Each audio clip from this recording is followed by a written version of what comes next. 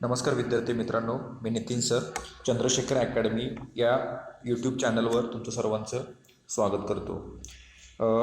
बिलकुल वेळ न घालवता मी लगेच तुम्हाला कुठल्याही विषयांतर न करता डिरेक्टली तुम्हाला विषयावरती घेऊन जातो. मुख्यतः आजचं डिस्कशन काय आहे, आजच्या महत्त्वाचे टॉपिक्स थोडेसे आपण बघून घेऊया.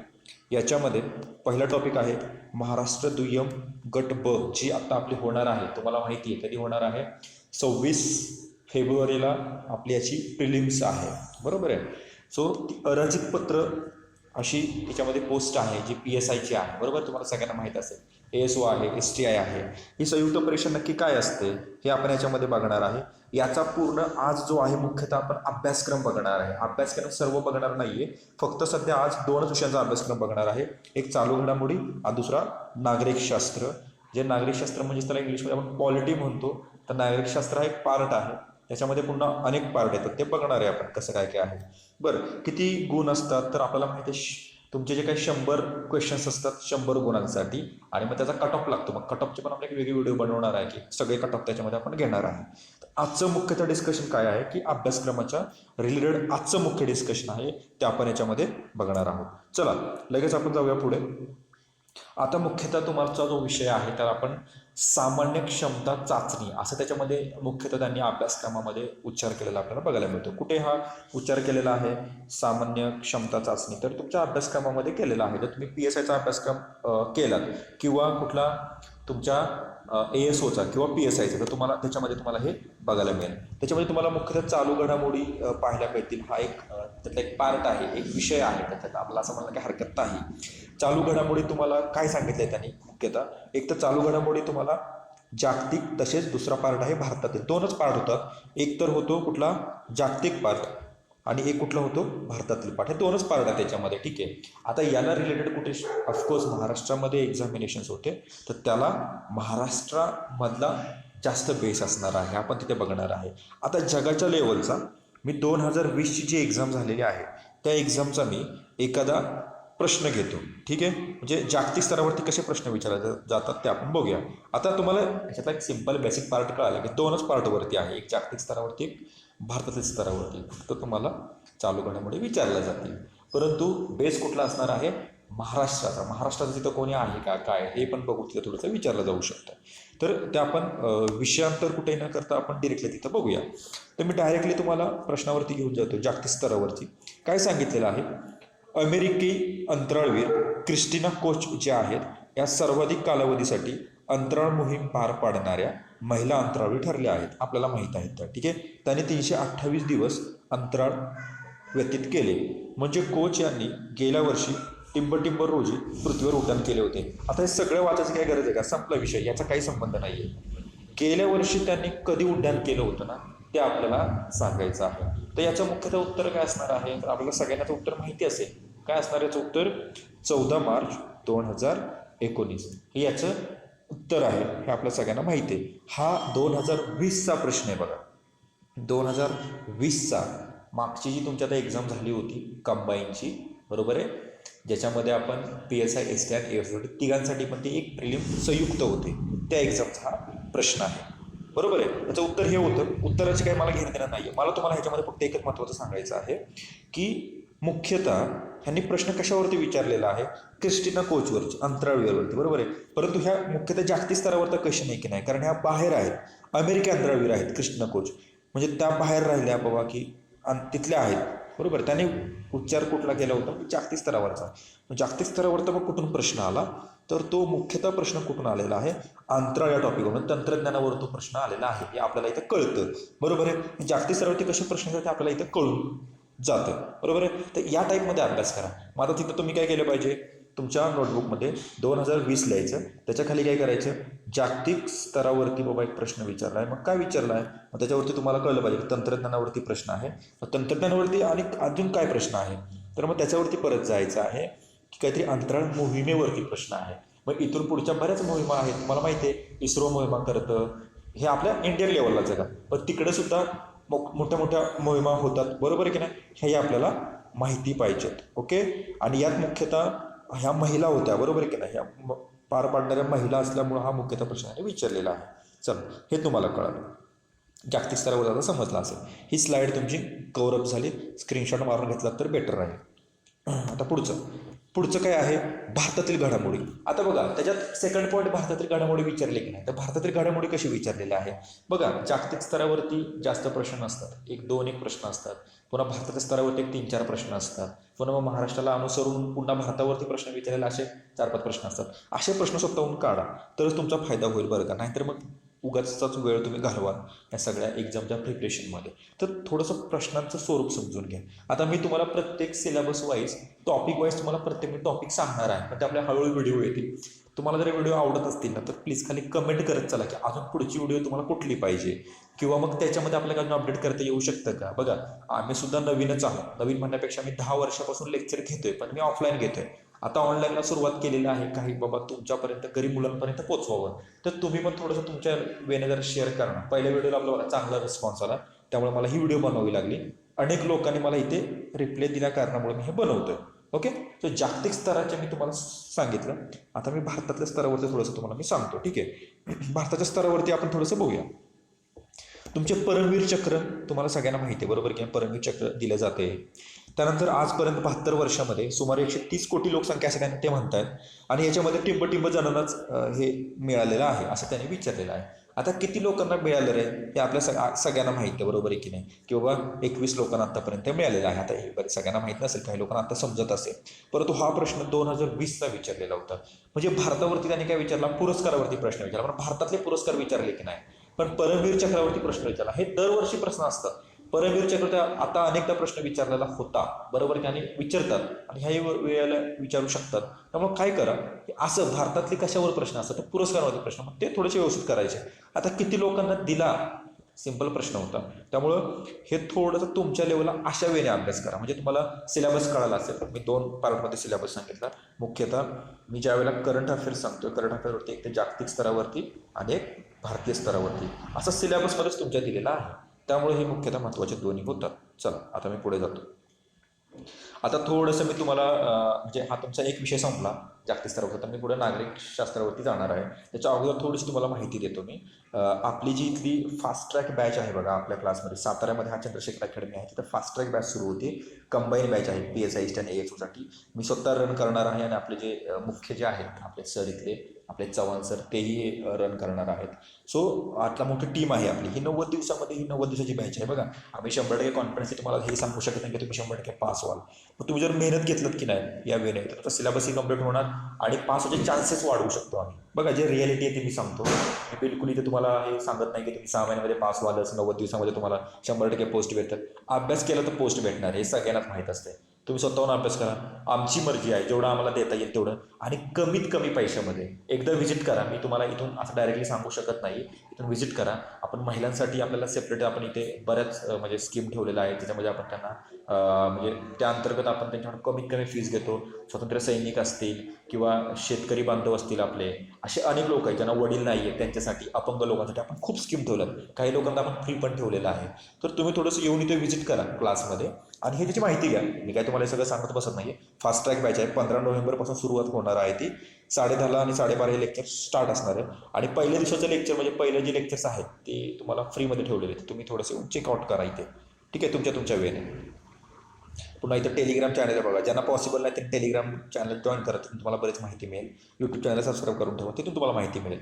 ओके, यानंतर मुख्यतः जो दुसरा महत्त्वाचा विषय आहे, त्याला आपण खूप महत्त्वाचा विषय म्हणतो, 10 तरी प्रश्न याच्यामध्ये असतात.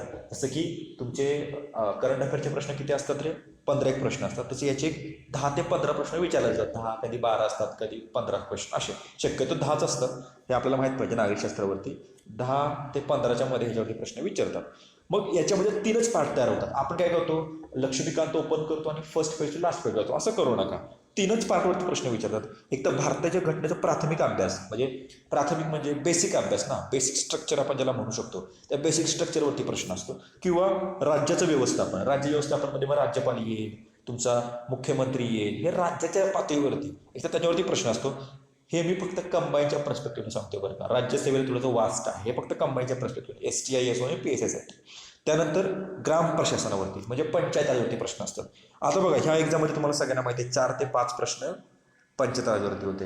आणि आपण काय करतो, पंचतारावरची एखादा प्रश्न 2 प्रश्न त्याला रे सोडून द्या असं करतो आपण. सोडू नका. बघा हे तीनच जर तुम्ही टॉपिक व्यवस्थित केली की नाही तरी तुमचा रिझल्ट हा त्या पर्टिक्युलर सब्जेक्टमध्ये चांगला येऊ शकतो.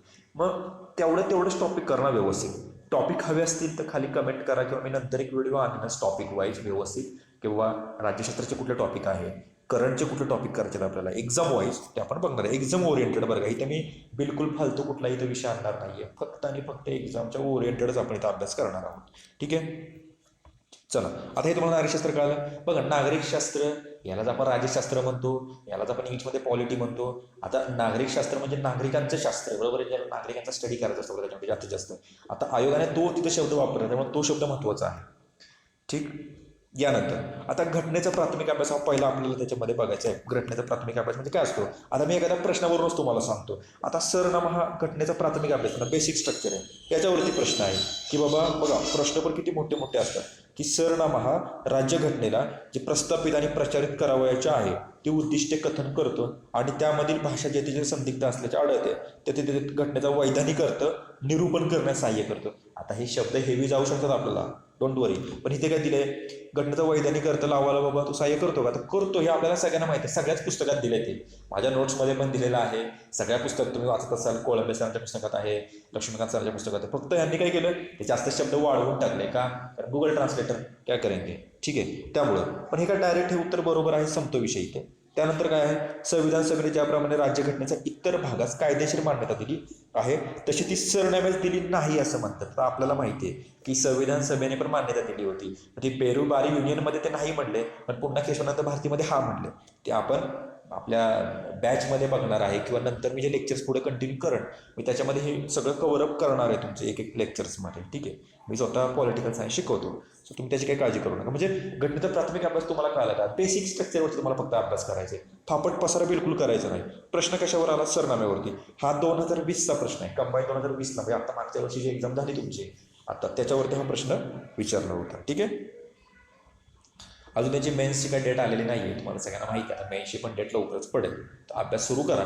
जानेवारीमध्ये सांगितलं आपल्याला, आपण ते बघू त्यावेळेला, त्याला डेटचं प्रॉपर सगळ्या गोष्टी होतील त्यावेळी. आता राज्य प्रशासनावरती कसा प्रश्न असतो बघा.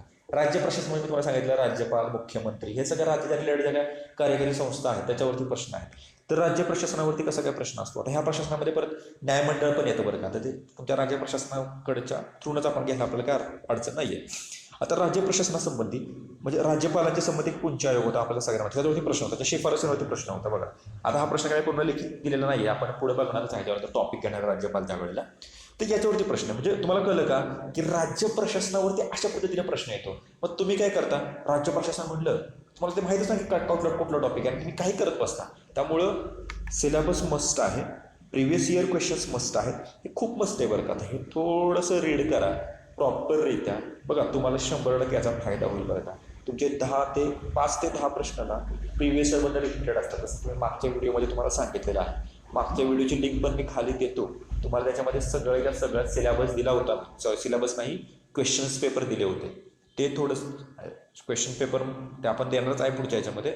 बेसिक मला काय सांगायचं आहे, अभ्यासक्रम म्हणा किंवा त्याची बुक लिस्ट म्हणा, बरोबर व्यवस्थित सांगितलं तुम्हाला बुक लिस्ट. ती बुक लिस्ट थोडंसं बघा, ती तुम्हाला मी मागच्या व्हिडिओमध्ये सांगितलेलं आहे. आपल्या प्लेलिस्टमध्ये पण पडलेली असेल, ती जाऊन तुम्ही चेक केला तरी तुम्हाला ती बुक लिस्ट सापडून जाईल. ठीक आहे, तर राज्य प्रशासन तुम्हाला इथे समजलेलं असेल व्यवस्थितरित्या. आपण पुढे जाऊया. बघा आता ग्राम प्रशासनावरती कसा प्रश्न असतो. ग्राम प्रशासन म्हणजे ग्रामसभा, ग्रामपंचायत, त्यानंतर तुमची पंचायत राज, त्याच्यामध्ये सगळं झालं, पंचायत, जिल्हा परिषद वगैरे वगैरे सगळ्या गोष्टी त्याच्यामध्ये येतात. ठीक आहे की नाही. त्यातल्या त्यात ग्रामसभेवरती ह्यावेळेला अनेक प्रश्न आले होते बघा. सरपंचावरती प्रश्न आला होता किंवा तुमच्या ग्रामसेवकांवरती प्रश्न आला होता. ग्रामसभेवरती भरपूर प्रश्न आले होते यावेळेला 2020च्या पेपरमध्ये. आता पुढे पण प्रश्न येऊ शकतात अशी एक दाट शक्यता आहे, म्हणून व्यवस्थित करायचं. आता ग्राम प्रशासन म्हटलं की आपल्याला पंचायत राज आहे. तुम्हाला पंचायत राजा पुस्तक सांगितलं, एखादा पुस्तक घ्या, त्यातून व्यवस्थित करा पंचायत राज. तुमच्या नोट्स रेडी ठेवा, त्याच्या नोट्स पाहिजेत तुमच्याकडे किंवा माझ्या नोट्स आहेत, तुम्ही मला मेसेज करून ठेवा, ते मी तुम्हाला शेअर करतो किंवा आपल्या टेलिग्राम ग्रुपला त्या नोट्स तुम्हाला मी शेअर करतो. ठीक आहे, पुढं ग्रामसभेने कार्यवृत्त व इतर संबंधित अभिलेख सुरक्षित अभिरक्षित ठेवणे आणि त्यांची योग्य ती सुरक्षितता राखणे ही सरपंच आणि उपसरपंचाची संयुक्त जबाबदारी असते. बघा ही जबाबदारी त्याची नसते बरं का, अभिलेखाचे वगैरे संरक्षण वगैरे करणं ही ॲक्च्युली जबाबदारी कोणाची असते, ग्रामसेवकाची असते. आपल्याला सगळ्यांना माहिती आहे बरोबर आहे. पण इथं सरपंच आणि उपसरपंच दिले तर आपल्याला चुकीचं होतं हे माहिती होतं, त्यामुळे ते विधान चुकीचं होतं. हे मला मी काही तुम्हाला क्वेश्चन सांगत नाही, फक्त प्रश्नाचं आता स्वरूप कसं आहे, म्हणजे क्वेश्चन हे लॉंग पडले, ज्यांना वाटत होतं ना की राज्यघटना सोपी आहे, सोपी आहे परंतु क्वेश्चन लेंदी आहेत हे लक्षात ठेवा. पुढे प्रत्येक वित्तीय वर्षामध्ये ग्रामसभेची पहिली बैठक ते वित्तीय वर्ष सुरू झाल्यापासून 2 महिन्यात बरोबर होते. सगळ्यांनाच माहिती आहे, सगळ्यांना बरोबर होतं. हे जरी उत्तर तुम्हाला मिळत होतं, तुम्ही इलिमिनेशन करत होता उत्तर काढू शकत होता. म्हणजे ग्राम प्रशासन होते अशा पद्धतीने आता प्रश्न विचारायला लागलेले आहेत. तर मी तिन्ही तुम्हाला गोष्टी सांगितल्या. पहिला मुद्दा मी काय तुम्हाला सांगितला होता सगळ्यात पहिला की बाबा घटनेचा प्राथमिक अभ्यास, त्याच्यामध्ये तुम्हाला घटनेचे सगळ्या बेसिक स्ट्रक्चर करायचं आहे. सेकंड राज्य प्रशासन, ज्याच्या राज्याच्या रिलेटेड ज्या सगळ्या गोष्टी ज्या काही आहेत त्या सगळ्या बघायच्या आहेत. आणि तिसरं आहे तुमचं ग्रामीण पातळीवरती तुम्हाला याचा अभ्यास जास्त लेवलला करायचा आहे. ठीक आहे, इथपर्यंत तुम्हाला टोटल बऱ्यापैकी मला वाटतं सगळं क्लिअर झालं असावं, यात तुम्हाला काही अडचण नसणार. ओके, चलो अभी आगे देखेंगे. आता थोडंसं मी तुम्हाला म्हणजे हे सिलेबस सांगितलं, मी तुम्हाला सिलेबस कुठला सांगितला आहे, एक तुम्हाला मी सांगितलं पहिली गोष्ट करंट अफेअर्स आणि सेकंड सांगितलं तुम्हाला मी काय राज्य व्यवस्थापन. आता थोडंसं मी तुम्हाला फ्री वर्कशॉपचं सांगतो. त्यांना इंटरेस्ट आहे त्यांनी बघा, ज्यांना इंटरेस्ट नसेल त्यांनी काय करा, तुम्ही व्हिडिओ स्टॉप करून आपलं तुमच्या वेळेत तुम्ही लगेच अभ्यास सुरू करू शकता, पुढचा अभ्यास लगेच सुरू करा. आणि जे साताऱ्यातले लोक आहेत किंवा ज्यांना असं पॉसिबल आहे की वर्कशॉप तुम्ही अटेंड करू शकता, फ्रीमध्ये ठेवलं आपण बरं का, यात कुठलाही चार्जेस नाही. आपण जेवढ्या मुलांना आपल्याला देता येईल तेवढा आपण प्रयत्न करतोय. त्या वर्कशॉपला तुम्ही अटेंड करू शकता. 15 नोव्हेंबरला आहे. ठीक आहे, हे वर्कशॉप कंबाईन जे प्रस्पेक्टिव्ह कंबाईन बी जी होणार आहे तुमची 26 फेब्रुवारी 2022ला, त्या प्रस्पेक्टिव्हने होणार आहे. तुम्ही इथं रजिस्ट्रेशन करू शकता या नंबरवरती फोन करून. ठीक आहे, टार्गेट काय आहे तुमचं, जे तुमची 26 फेब्रुवारीला जी काही एक्झाम होणार आहे तुमची कंबाईनची प्रिलिम्स, त्याचं टोटली तुम्हाला टाईम टेबल सहित एका तासाचं नियोजन, सगळं नियोजन दिलं जाईल, कशा पद्धतीनं अभ्यास करायचं वगैरे वगैरे सगळं. आणि तुम्हाला सगळ्यांना माहिती आहे करंट अफेअर्स तुम्हाला काही टेन्शन घ्यायची गरज नाही. सामाई आहे, प्लस तुम्हाला माहिती आहे मी तिथे दिलं आहे, सामाई पण दिलं आहे तुम्हाला, प्लस इयरबुक पण दिलेलं आहे. आता तुम्हाला माहिती आहे आपल्या इथं बकर आहे बघा, बकर आपण 15-15 दिवसांनी काढतो क्लासेसच्या मुलांसाठी. तुम्ही काय करू शकता, इथं सबस्क्रिप्शन घेऊन ठेवू शकता. बस 15 रुपये खर्च करा, मला वाटतं ना तुम्हाला कोणा टेन्शन, 15 पण नाही 10 रुपयेच आहे त्याचं, प्रत्येक इशूला 10 रुपये आहे. 10 रुपयाला मला नाही वाटत तुम्हाला 10 रुपये खर्च करायला. 10 रुपये घ्या आणि ते 15 ते 20 पेजेस असतात त्याच्यामध्ये, तर सगळं तुम्हाला ॲड केलेलं आहे. ते मला वाटत नाही घ्यायला तुम्हाला अडचण असेल. बघा खूप कमी पैशामध्ये आपण देतोय, बिलकुल मला चार्जेस करतात. हे 10 रुपये पण कसले माहिती आहे का, फक्त प्रिंटिंगचे खर्च आहे, तोही आम्ही दिला असता. पण ॲक्च्युली आपल्या इथं 200-250 इथला खप आहे, त्याच्यामुळे विषय काय होतं, प्रत्येकाला आपण एवढं फ्री लोक देऊ शकत नाही, कारण गरीबाला विद्यार्थी आपण फ्री देऊ शकतो पण सगळ्यांना फ्री आपल्याला देणं पॉसिबल आहे. तर 10 रुपये तुम्हाला भरायला मला अडचण वाटत नाही आहे. म्हणजे महिन्याचे तुमचे 20 रुपये जातील 15-15 दिवसाचे. ते सबस्क्रिप्शन करून घ्या, त्या नंबरवरती फोन करून रजिस्ट्रेशन करून सबस्क्रिप्शन करून घ्या, तुम्हाला सोपं जाईल. बघा त्याच्यामध्ये पूर्ण करंट अफेअर 15 दिवसात आपण कव्हर करतो, खूप कमी पैशामध्ये येतो बरं का आपल्याला. आणि 100% क्वेश्चन येणारच, 100% म्हणतो बरं का मी, येणार म्हणजे येणार का, कारण आपण ते खूप शॉर्टमध्ये आणि खूप सारं हे करतोय. फक्त तुम्ही काय करा, ते कधीतरी त्या टेलिग्रामच्या ग्रुपवर जावा, तिथं बघा तुम्हाला बखर आहे तिथे लिहिलेलं, त्याच्यामध्ये तुम्हाला ते PDF बघून घ्या पहिले तुम्ही, तुम्हाला बाबा ते पटतंय का, पटलं तरच घ्या. पहिले इस्तेमाल करे फिर विश्वास करे, बरोबर आहे, या टाईपमध्ये. बिलकुल इथं कोणाला जबरदस्ती नाही की तुम्ही या आणि करा, आणि ते केल्यावर तुम्ही पास होईल असा पण मुद्दा आहे, तुम्ही दुसरं करून पण होऊ शकता. पण हे कमी पैशामध्ये आणि चांगलं आहे म्हणून तुम्हाला एक पर्याय मी ठेवला, तुम्ही त्याच्यावरती शोधा तर पर्याय. आणि बघा ज्यांना ज्यांना पॉसिबल आहे त्यांनी उद्याचं वर्कशॉप अटेंड करा, चांगलं आहे. ग्रुप बीच्या पर्स्पेक्टिव्हने हे आपण करतोय. आणि आपली बॅच जी आहे 16 तारखेपासून प्रॉपर लेवलला आपण सुरू करतोय. ठीक आहे, तर तुम्ही जर बॅचमध्ये खूप कमी चार्जेस आहेत बरं का बॅचचे सुद्धा, तुम्ही येऊन चेक करू शकता, क्रॉस चेकिंग तुम्हाला जर खोटं वाटत असेल तर खूप कमी चार्जेसमध्ये आहेत. तुम्ही येऊन तिथे अटेंड करू शकता बॅच तुमच्या वेळेने, तुमचं सगळं मी सोडतो. सो चला इथे मी थांबतोय. हे थोडंसं मी एक्स्ट्रा सांगितलं त्याबद्दल माफ करा. माफ का करा, कारण हे सांगणं मला गरीब मुलांसाठी चांगलं आहे, पण तुमचा वेळ थोडासा गेला असेल. सो धन्यवाद, हे ऐकलात, जे का तुम्ही व्हिडिओला चांगला रिस्पॉन्स देत असो त्याबद्दल सुद्धा तुमचा सगळ्यांचा धन्यवाद आहे. असाच तुमची म्हणजे एक तुमचा सपोर्ट राहू द्या, जेणेकरून हे गरीब मुलांपर्यंत पोहोचेल. आणि तुम्ही जरी क्लास कुठे केला जरी असेल तरी हे थोडंसं गरीब मुलांपर्यंत पोहोचवा, जेणेकरून ते बघून कुठेतरी त्यांना एक आधार मिळू शकतो. सो भेटूया आपण पुढच्या व्हिडिओमध्ये. तोपर्यंत धन्यवाद, बाय बाय आणि जय हिंद.